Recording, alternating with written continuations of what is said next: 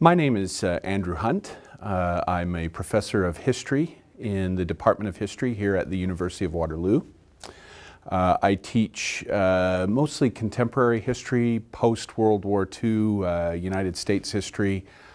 I focus primarily on cultural history, social history. I like to study the daily lives of ordinary people in the United States. I like to study pop culture and politics, pretty much anything from this period. It's a fascinating, lively period.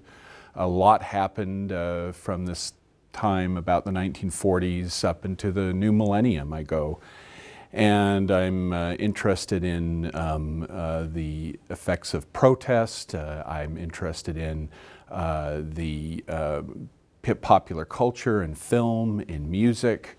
I like to even look at contemporary politics and how those shape American society. I teach a course here at the University of Waterloo, History 105, Rock and Roll and United States History. And the course goes from actually the early origins of rock and roll, even before rock and roll was born in the mid-1950s. I go back even further into the late 19th century, early 20th century, and I look at blues music, I look at jazz music, I look at a genre that was known at the time as hillbilly music, which would eventually become known as country and western. And I look at these origins of rock and roll and I trace that to the birth of the genre of rock and roll in the 1950s and look at some of the early rock stars of the period, Elvis Presley, Little Richard, Chuck Berry, Carl Perkins, and so forth. And then we get into all the fun stuff. We get into the 1960s and Motown, surf music, the Beatles. We talk about psychedelic music and these big rock fests like Woodstock and so forth. And eventually we reach a point in the class where we talk about the sort of fracturing of rock music in the 1970s with the creation of all these different subgenres of music. And the point of the course is that I want to show people the history of the United States through rock and roll. And the course operates on one fundamental premise, and that is rock and roll matters. That it's an important type of music, just as important as jazz or classical music, and that the history of how it was created, of how it was made, tells us a lot about the society in which it was made.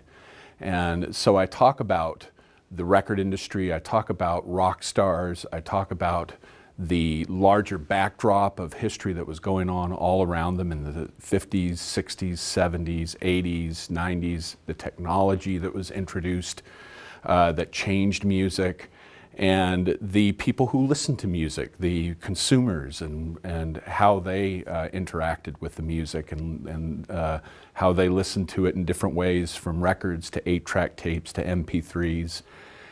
And the course is just, it really builds on my own love of rock and roll. I've loved it ever since I was, far back as I can remember, since I was a teenager.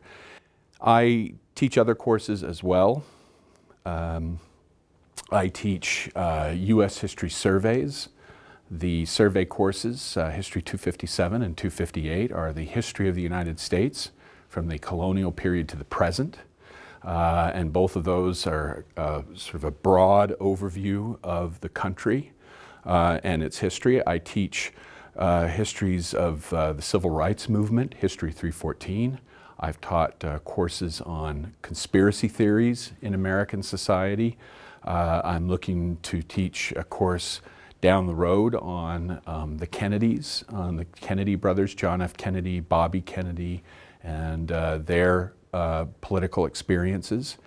And I love American history, and the most rewarding thing about teaching here at the University of Waterloo, without question, is the experience of working with the students. I've been so blessed, so lucky to be able to work with such a high caliber of students. They come to my classes, I find most of them come to my classes just enthusiastic excited to learn about the subject.